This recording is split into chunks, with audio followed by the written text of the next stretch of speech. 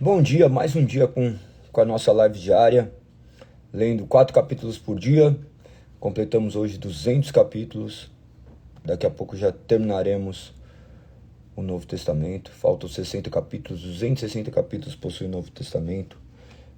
Imagine então que nós lemos 15 capítulos, faltam 12. Então, os outros 12 livros possuem apenas 60 capítulos, então vai ser bem rápido. Vamos para cima, mais um dia meditando na palavra do Senhor, clamando por entendimento, sabendo que isso não substitui a sua leitura. Então, peguem suas Bíblias, vamos à leitura. Salmo 119, nós estamos no verso 84. Então, já faz 85 dias que nós começamos com essa live. Para a honra e glória de Deus, sem falhar nenhum dia. Todos os dias, 5h59 da manhã, estamos aqui. Talvez uns dias, alguns minutos depois, 6h, 6h01, mas estamos aqui. Às vezes essas falhas técnicas ocorrem, que nem agora, direto sumiu todos os comentários. Se eu clico para ver o comentário, clica na tela, estava dando ruim. Então nem vou clicar agora. Olha o que diz aqui no verso 84 do Salmo 119. Até quando terei de esperar? Quando castigará os que me perseguem? Até quando terei de esperar? Eu acho que você já falou isso, né? Nós falamos isso constantemente. Dessa espera que nós temos no Senhor. Nós temos dificuldade em esperar. O ser humano já nasceu querendo o resultado rápido. Nós buscamos todos os dias resultados estrondosos com o mínimo de esforço possível. Contudo, nós temos que olhar para o que o salmista estava fazendo.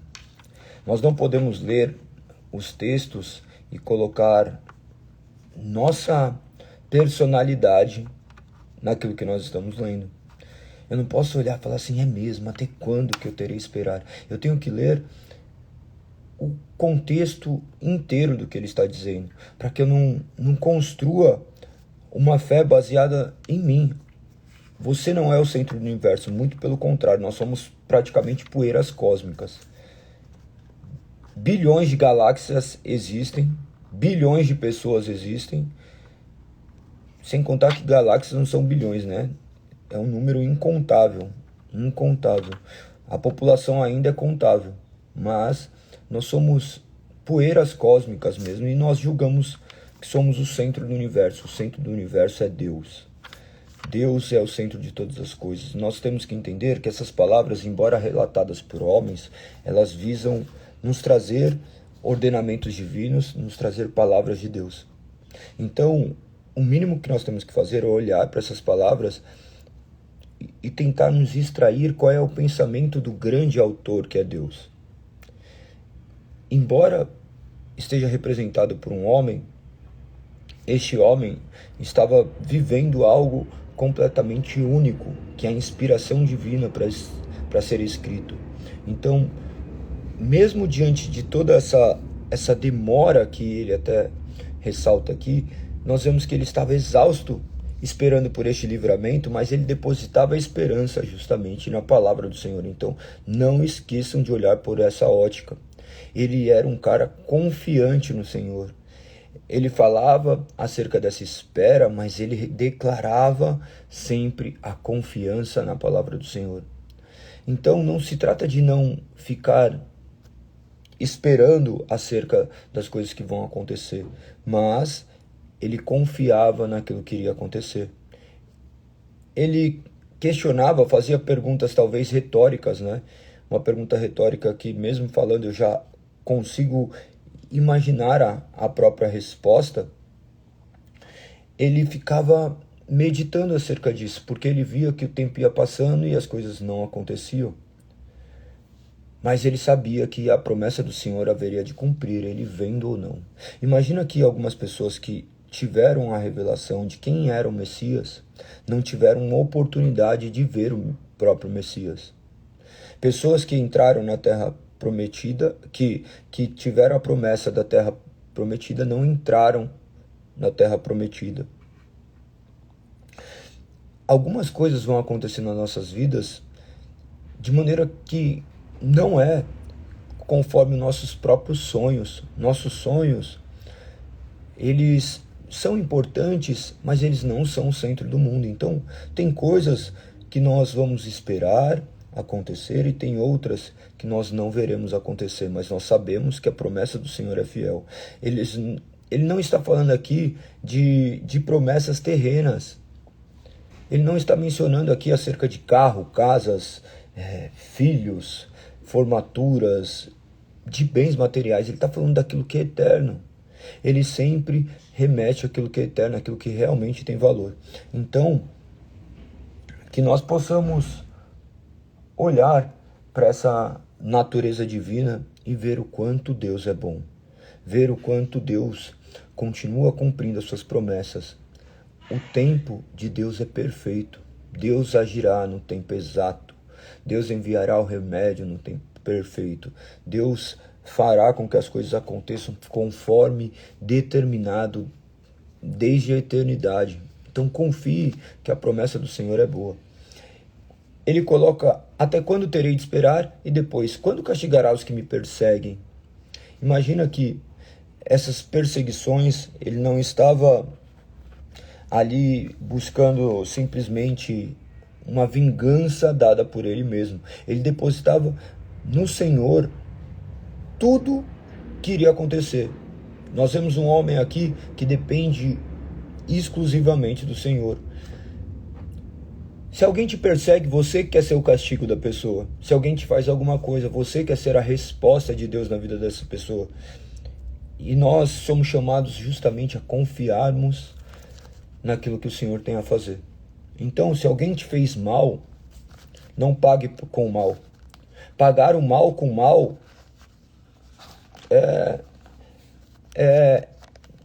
pode ser um pouco maligno, mas também é um pouco humano. Mas pagar o mal com o bem, isso é divino.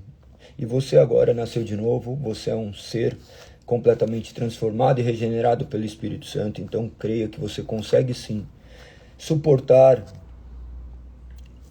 o tempo de Deus, suportar as aflições, suportar as coisas que estão contrárias à sua vontade, castigar aquelas coisas que aconteceram contrário à sua vontade. Agora depende única e exclusivamente de Deus.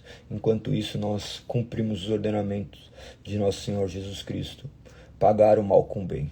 Ainda que isso contrarie toda a nossa natureza, agora nossa natureza também já foi contrariada, porque ela foi transformada e agora somos seres inspirados por Deus, onde o Espírito Santo habita e nos guia. Amém? Nós vemos isso daí acontecer durante toda a Bíblia. Pessoas, principalmente agora, onde nós estamos meditando, né? Nós estamos aqui. Hoje nós vamos ler o capítulo 2, 3 e 4, né? De Timóteo. De 1 Timóteo. Ou melhor, 3, 4, 5 e 6. Nós vamos ler hoje. Nós vemos a todo instante os discípulos sofrerem perseguições e terem que agir de maneira completamente distinta do que a natureza comum do homem responderia. O homem, diante de uma agressão, ele quer agredir, diante de uma prisão injusta, ele quer se rebelar. No entanto, eles não agiam dessa forma, porque eles estavam justamente inspirados por Deus, e você agora também, porque o mesmo Espírito Santo que estava naquela época é o mesmo hoje. Então ele te capacita a ser aquilo que você não consegue, ser paciente, resiliente, forte, corajoso, mediante todas as circunstâncias de nossa vida. Olhemos ali o que está escrito em 1 Timóteo capítulo 3. Nós vimos uma boa parte desse texto, eu li de maneira corrida, só trouxe alguns apontamentos, né, destes capítulos para que vocês pudessem ter um olhar um pouco mais profundo. Agora nós vamos entrar neste capítulo 3, onde ele aborda acerca das funções dentro da igreja, dos líderes, de como eles deveriam agir. Pensa que tudo que é instituído dentro da igreja parte de um pressuposto divino das Sagradas Escrituras. As Sagradas Escrituras é a nossa única regra de fé e prática. Nós prestamos um culto a Deus não conforme nós queremos, e sim conforme Deus almeja. Nós instituímos pessoas dentro de uma igreja conforme Deus ordena. Nós partimos de um pressuposto que o Senhor é o governante dessa igreja, tá? Que nós possamos olhar com clareza para tudo que está escrito.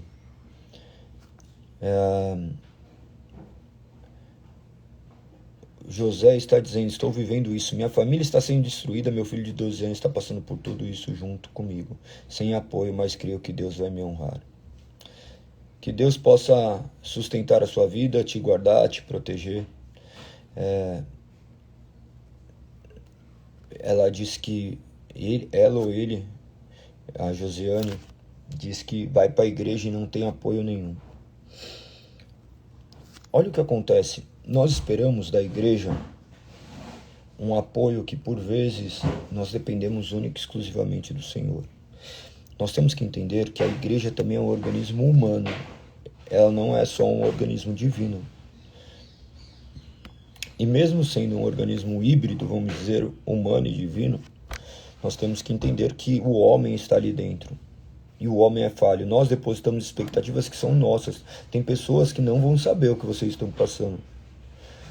Vocês não vão saber. Imagina que algumas pessoas às vezes chegam até mim que ficaram tristes porque eu não dei oi. Imagina que tem um monte de pessoas no culto e o pastor não viu que eu tive uma conquista, que eu ganhei mais 5 seguidores. Tem pessoas que vão se frustrar com isso. Tem pessoas que vão se frustrar com coisas sérias. E para isso é necessário um cuidado de toda a igreja. Por isso que nós falamos muito acerca de todos que estarmos ali sermos agentes de Deus. O sacerdócio universal é que todos que estão ali estão fazendo parte dessa grande obra. Então tenha amigos dentro da igreja, conheça pessoas dentro da igreja, porque vocês serão suas próprias redes de apoio. E por vezes Deus utilizará justamente essas pessoas ao seu redor. Mas é necessário fazer, conforme está escrito aqui no próprio capítulo que nós vamos ler, Josiane, que esses líderes da igreja, eles podem te auxiliar, mas é necessário chegar até eles. Às vezes as pessoas nem vão saber. E às vezes o que a pessoa está te ajudando talvez não seja aquilo que você espera. Eu não sei se você foi procurar o pastor, os diáconos, os presbíteros, os irmãos da igreja, se faz tempo. Por isso que é importante participar de uma igreja, ser membro dessa igreja. Ali nós somos uma igreja pequena, nós em grande parte sabemos o que está acontecendo, um na vida do outro. Nós não vivemos uma vida de completo segredo ali. A gente não fica mentindo um para o outro. Nossas vidas são transparentes, imperfeitas, e mediante essa imperfeição, Deus vai trabalhando. Então, eu aconselho a você participar ativamente da igreja, ter vida de igreja. Tenho certeza que eles lhe acolherão. Sendo uma igreja com os princípios bíblicos, eles acolherão. Me fala depois, me conta mais sobre isso, pode me mandar direct, a gente conversa melhor sobre isso. Mas que a palavra de hoje possa penetrar seu coração e apaziguar todo esse seu sofrimento, essa sua luta, que eu não sei qual é, mas nada foge do propósito de Deus. Nada foge do propósito de Deus. E a intenção é que o nome de Deus seja glorificado por intermédio de todas as coisas, e nós cremos que assim será.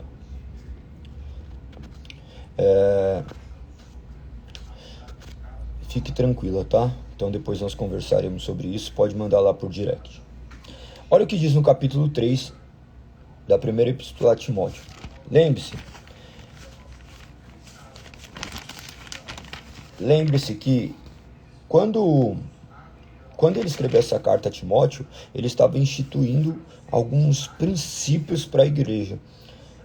Ele estabelece as características deste presbítero. Presbítero aqui, ele é substituído por bispo. Então, São palavras sinônimas, tá? Como se fosse um guardião. A tradução seria mais ou menos essa. Imagina que ele põe as características. No verso 2. Portanto, o bispo deve ter uma vida irrepreensível, deve ser marido de uma só mulher, ter autocontrole, viver sabiamente, ter boa reputação. Deve ser hospitaleiro, apto a ensinar, não beber vinho em excesso, nem ser violento. Antes deve ser amável, pacífico e desapegado do dinheiro. Deve liderar bem a própria família, ter filhos que o respeitem e lhe obedeçam. Pois se um homem não é capaz de liderar a própria família, como poderá cuidar da igreja de Deus? Não deve ser recém-convertido, pois poderia se tornar orgulhoso. O diabo o faria cair. Além disso, os que são de fora devem falar bem dele, para que não seja desacreditado e caia na armadilha do diabo. Então, nós vemos aqui as características de um homem para ser incumbido de um chamado divino. Isso também parte de um pressuposto dele ter uma convicção que ele foi chamado a isso. Nós vemos as características, só que essas características as pessoas atribuem somente àqueles que estão ali cumprindo funções eclesiásticas de igreja, cumprindo funções nominais. Você olha que o pastor tem que ser isso, que o presbítero, que o diácono tem que ser isso, mas você olha e fala assim, eu tenho que ser isso, eu tenho que ter essas características. Galego, eu não sou homem, mas então aplique o inverso, você deve ser uma mulher de um homem só, olhar aquilo que lhe compete ser. Mas nós vemos outras características aqui acerca de autocontrole, boa reputação, não só com os de fora, como os de dentro. Hospitaleiro, apto a ensinar. Daí você vai falar assim, galego, eu não sou apto a ensinar. Todo mundo é apto a ensinar. Claro que dentro da igreja tem umas capacidades que afloram mais, mas você vai ter que ensinar alguém, você vai ter que ensinar seu filho, você vai ter que ensinar seus amigos. Então todos nós estamos ensinando algo. Essa questão de não beber vinho em excesso, nem ser violento, é uma característica cristã também. Amável, pacífico, desapegado do dinheiro. Isso daí são características que toda a comunidade, o povo de Deus, deveria ter. Então, olhe com muita atenção. Mas nós vemos aqui outra questão que é muito importante, que esses líderes da igreja não eram homens. Estes homens aqui, eles estavam sendo incumbidos dessa liderança e foi afirmado por intermédio dessa palavra que esses homens deveriam ser homens. Nós vemos a preponderância aqui do governo masculino. Então, isso é muito claro na Bíblia. Então, olhem com muita atenção para esses pequenos detalhes. Depois ele retrata aqui quem são os diáconos. Também as características são, em grande maioria, semelhantes. A única questão é que os presbíteros tinham a função de governo e os diáconos de serviço, né? De servir, de auxiliar de uma forma estrutural. Então é muito didático tudo o que acontece. Lembre-se que em Atos nós vimos ali, em Atos 6, a instituição quando eles necessitavam de mais pessoas para auxiliar, porque algumas pessoas não estavam sendo bem servidas, no caso as viúvas. Então, aí os presbíteros foram, os apóstolos, no caso eles foram direcionados para o ensino da palavra e foram instituídos outros cargos. Então isso daí é natural dentro de uma estruturação de igreja. No verso 11, é muito interessante, porque menciona assim, de igual modo as mulheres devem ser respeitáveis e não caluniar ninguém. Devem ter autocontrole e ser fiéis em tudo que fazem. Então, os irmãos já começaram aqui o café da manhã deles. Eu desço e eles falam, pronto, chegou meu café da manhã. Então, observem que as mulheres também devem possuir essas características. Ter autocontrole. Você possui autocontrole? Galego, não tenho. Domínio próprio? Então, pense a respeito da sua conversão. Clame ao Senhor para que Ele te transforme, porque é somente dessa forma que nós veremos esse agir do Espírito Santo. E nós já possuímos isso. Agora você deve realmente agir conforme aquilo que já habita em você. Essa questão de ser marido de uma só esposa e liderar bem é um requisito que nós devemos olhar com muita atenção. A Bíblia, de qualquer forma, ela ela repudia a poligamia. Então olhe com muita atenção para tudo isso, tá? Ele vai continuando escrevendo alguns pontos que aqui nós podemos pular acerca do capítulo 3. Ele traz algumas verdades, mas verdade da nossa fé, vamos para o 4, depois você leia com muita atenção.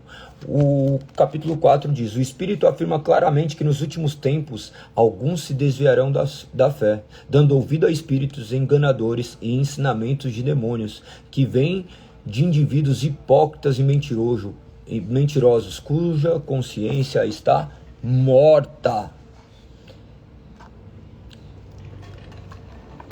Em outras traduções coloca cauterizada, tá? Cauterizada, morta ou cauterizada. É muito importante a gente prestar atenção nisso. Imagina, sempre existiu e sempre existirá esses falsos profetas. Sempre existirá estes homens que tentarão ludibriar a sua vida, te iludir com palavras sedutoras. Então prestem atenção, tentam deturpar a palavra de Deus, trazendo costumes completamente distintos do que a palavra diz. Então leia a palavra para que você não seja enganado. A palavra é muito clara com essas advertências. Nós vimos a palavra nos advertir acerca de como seria essas pessoas, como elas agiriam, fazendo coisas que nos iludiriam mesmo, trazendo milagres, sinais, que por vezes não provém do Senhor, não provém da vontade soberana de Deus. Antes, nós podemos olhar sim que nada foge da vontade de Deus, mas aquilo ali é utilizado justamente para a condenação de muitos. Então seja fiel a essa palavra. Galego, essa palavra não se cumpre, ela se cumprirá, mais cedo ou mais tarde. Creia, feliz aquele que não viu e creu. Então creia, mesmo que você não veja nada ao seu redor. Não fique esperando coisas pela sua cabeça. Confie na palavra do Senhor, confie nessa palavra. Porque olha como diz, ainda no verso 1, dando ouvidos a espíritos enganadores, que eles se desviariam, porque estavam ouvindo espíritos enganadores e ensinamentos de demônios, que vêm de indivíduos hipócritas e mentirosos, cuja consciência está morta. Que nós possamos compreender tudo isso. Nós vemos aqui ele instruindo Timóteo, dizendo: se você explicar essas coisas, verso 6, se você explicar essas coisas aos irmãos, será um bom servo de Cristo Jesus, nutrido pela mensagem da fé e pelo bom ensino que tem seguido. Não perca tempo discutindo mitos profanos, crendices absurdas. Em vez disso, exercite-se na devoção. Daí ele traz acerca de exercício físico. Lembra que ele sempre faz analogia para que possa entender. Então essa carta é muito interessante. É como se fosse uma conversa. O exercício físico tem algum valor, mas exercitar-se na devoção é muito melhor, pois promete benefícios não apenas nessa vida, mas também na vida futura. Esta é uma afirmação digna de confiança e todos devem aceitá-la. Verso 10. Trabalhamos arduamente e continuamos a lutar porque nossa esperança está no Deus vivo, Salvador de todos, e especialmente dos que creem. Ele diz no verso 11: ensine essas coisas e insista nelas. Não deixe que ninguém o menospreze, porque você é jovem. Seja exemplo para todos os fiéis nas palavras, conduta, no amor, na fé e na pureza. Isso daqui ele não fala apenas a Timóteo. Todos nós deveremos ser fiéis a essa palavra, na conduta, no amor, na fé e na pureza. Olha o que ele adverte: até minha chegada, dedique-se à leitura pública das Escrituras, ao encorajamento e ao ensino. Nós temos que ler essa palavra, não só aqui, mas quando nós estamos reunidos como igreja. A preponderância no culto é a palavra de Deus. Então, vá a algum lugar onde a palavra é lida e nós teremos certeza que estaremos ouvindo a voz de Deus. Terminem de ler o restante do capítulo 5,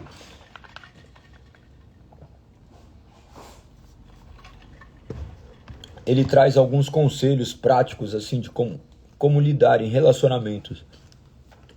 Ele fala para não falar com dureza a homens mais velhos, para tratar as mulheres mais velhas como trataria a mãe, as mais jovens como se fossem suas irmãs, para cuidar das viúvas. Ele estabelece qual é o padrão das viúvas. É muito interessante isso. Talvez aqui não tenhamos viúvas, né? Mas hoje temos viúvas de maridos vivos. Então, nós temos que tudo isso fazer uma releitura para o nosso tempo atual e tentar entender como o Evangelho se aplica a isso. Então leiam com bastante atenção também este capítulo 5. Ele ressalta aqui no verso 22 do capítulo 5, não apresse em nomear um líder, não participe dos pecados alheios, mantenha puro. Verso 23, não beba apenas água, uma vez que você fica doente com frequência, tome um pouco de vinho por causa de seu estômago. Olha que interessante, ele começa a falar de algumas coisas, então é uma conversa fluida. Nós não vemos uma carta sendo escrita de forma... Ele não sabia que ele estava escrevendo a palavra de Deus. Tá? Ele não tinha convicção de que a palavra que ele estava escrevendo ali... Ele não tinha convicção de o que ele estava escrevendo ali. Matei agora mais um... Tinha até uma aranha no meu pé. Sabe aquelas aranhas compridinhas? Então, ele não tinha convicção aqui de que ele estava lendo... escrevendo o que seria a palavra de Deus para a eternidade. Tá? Imagina um homem tomado por isso. Ele sabia que ele falava vinha de Deus, mas ele não tinha a plena convicção. Ele estava fazendo movido por isso, mas ele não poderia prever o que seria da eternidade. Ele estava ali inspirado por Deus. E olha que natural, ele começa a falar acerca de coisas normais, depois ele começa já a trazer, não beba apenas água, uma vez que você fica doente com frequência. Tome um pouco de vinho por causa do seu estômago. Que isso daqui não seja uma justificativa, tá? Para você sair tomando vinho por aí, se embriagando, porque a Bíblia fala acerca da embriaguez. Então, prestem muita atenção também nisso. Olha o que diz aqui no verso 24. Lembre-se de que os pecados de alguns são evidentes e seu julgamento é inevitável. Há outros, porém, cujos pecados só serão revelados mais tarde. Ele está advertindo já essa comunidade. Imagina quantos pecados ocultos acontecem nas pessoas ao seu redor. Tem muitos, né? Que depois eles se afloram e se revelam. Mas, mais importante do que o pecado do irmão oculto é o seu pecado oculto. Mais tarde, ele será revelado. Então, que você possa se arrepender e voltar para o caminho correto, fazer aquilo que é correto, que você possa olhar para você, porque normalmente nós lemos a Bíblia tentando aplicar a outras pessoas, quando ela deveria ser aplicada única e exclusivamente a nós. Ele faz uma analogia legal, né? Porque depois do 24 vem o verso 25 dizendo: da mesma forma, as boas obras de alguns são evidentes e outras feitas em segredo, um dia serão conhecidas. Tem muitas pessoas que também conseguem manifestar essas boas obras de maneira que é exposta aos olhos dos outros, mas tem outros que fazem em segredo. Então que a gente possa confiar na maneira como Deus age sobre todas as pessoas e que possamos ser fiéis todos os dias ao Senhor. No capítulo 6 ele trata acerca dos escravos, né? Como deveria ter este respeito do Senhor. Lembrem-se que os escravos eles começaram a ser libertos somente mediante essa palavra, a palavra do Senhor. A palavra do Senhor, ela sempre tratou o homem como homem, digno de valor. Uma alma tem muito valor, independente da condição que ela esteja. Então nós podemos olhar aqui como trabalhadores hoje, olhando para esse sentido, nós vamos ver que ele também traz recomendações para como a gente deveria agir com o próximo nessas questões hierárquicas. Que nem nos 10 mandamentos, nós vemos ali para honrar pai e mãe. Quando está honrar pai e mãe, não se restringe a isso. Então ele é utilizado de maneira analógica, por analogia, a outras pessoas, aquelas pessoas que estão acima de nós, como nós devemos nos relacionar com os governantes. Então a Bíblia retrata princípios sobre tudo para que a gente possa ter uma vida que glorifique a Deus. Capítulo 6, ainda no verso, continuando o verso 2, ele diz assim: ensine essas coisas e incentive todos a obedecer-lhes. Talvez alguns nos contradigam, mas estes são verdadeiros ensinamentos do Senhor Jesus Cristo, que conduzem a uma vida de devoção. Quem ensina algo diferente é arrogante e sem entendimento. Vive com desejo doentio de discutir o significado das palavras e provoca contendas que resultam em inveja, divisão, difamação e suspeita malignas. Pessoas assim sempre causam problemas, têm a mente corrompida e deram as costas à verdade. Para elas, a vida de devoção é apenas uma forma de enriquecer. Qualquer semelhança com o que nós vivemos hoje é mera coincidência. Mas nós devemos ensinar justamente as pessoas a obedecerem essa palavra, porque eles são os verdadeiros ensinos que vêm do Senhor Jesus Cristo. Galego, mas diante de todas as verdades que eu supunho existir, verdade existe, a verdade é a palavra de Deus. Parte desse pressuposto. Que a verdade é a palavra de Deus, ela é verificável e nós podemos confiar nela.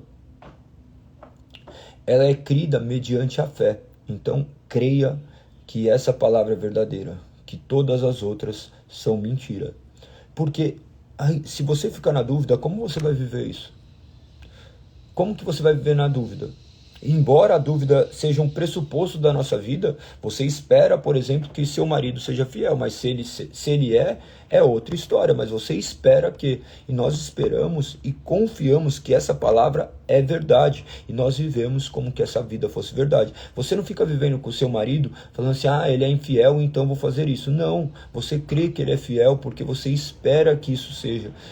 Embora o homem possa falhar, Deus não falha. Então nós esperamos e cremos que Deus que inspirou esses homens a viverem essas coisas seja usado para a honra e glória do Senhor. Amém? Continuemos.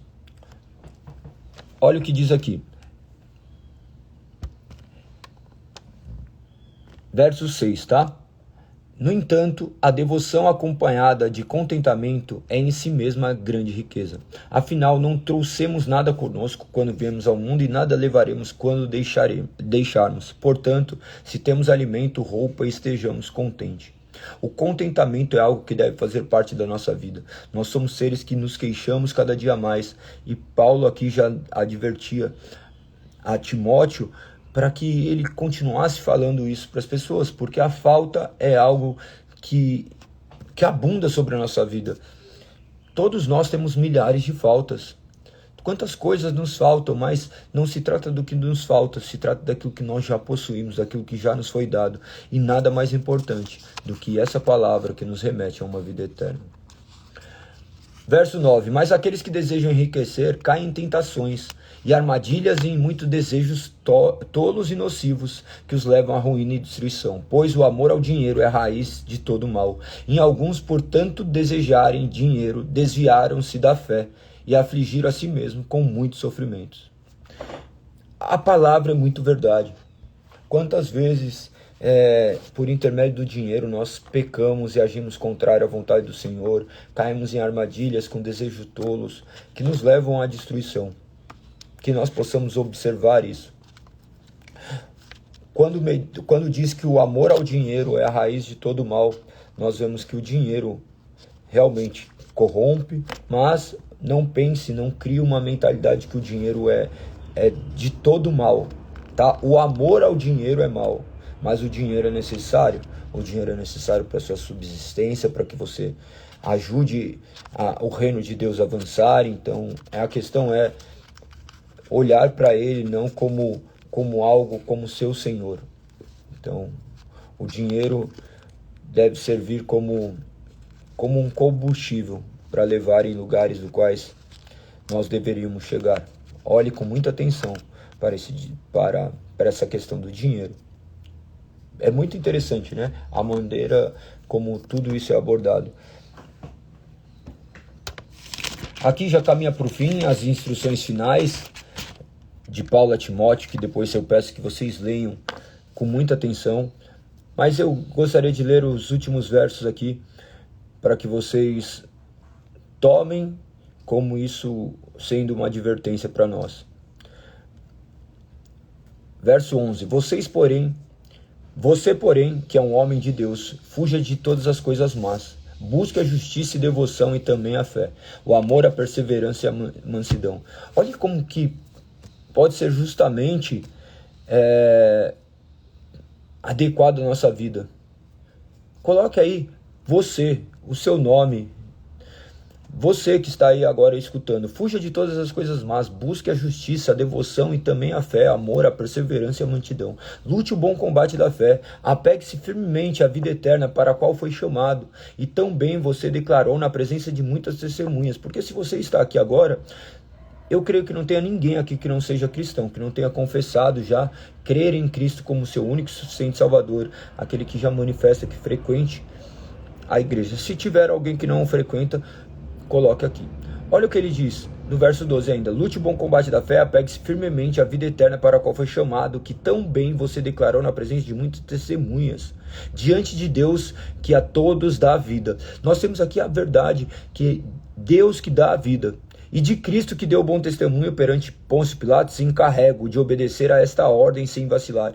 Ele trazia a forma como Cristo havia sido fiel, como um exemplo a ser seguido. Imagina que Paulo falava para Timóteo segui-lo, mas ele apontava para Cristo sempre, porque ele estava seguindo Cristo. Da mesma forma, nós não temos que ter vergonha de pedir para que as pessoas nos sigam, desde que estejamos seguindo a Cristo.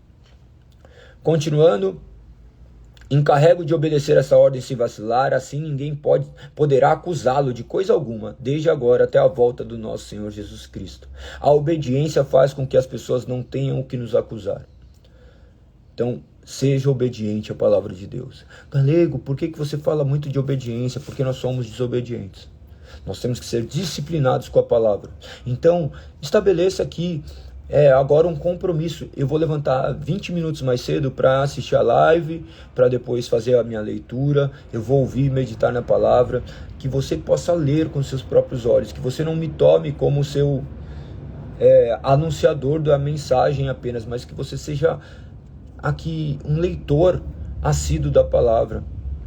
São 4 capítulos, você consegue ler em menos de 20 minutos, então faça. Tá? Continuando o verso 15. Pois, no devido tempo, ele será revelado do céu pelo bendito e único Deus Todo-Poderoso, o Rei dos Reis, o Senhor dos Senhores. Somente a ele pertence a imortalidade, e ele habita em luz, tão resplandecente que nenhum ser humano pode aproximar-se dele. Ninguém jamais o viu, nem pode ver. A ele sejam honra e o poder para sempre. Amém. Amém. Amém.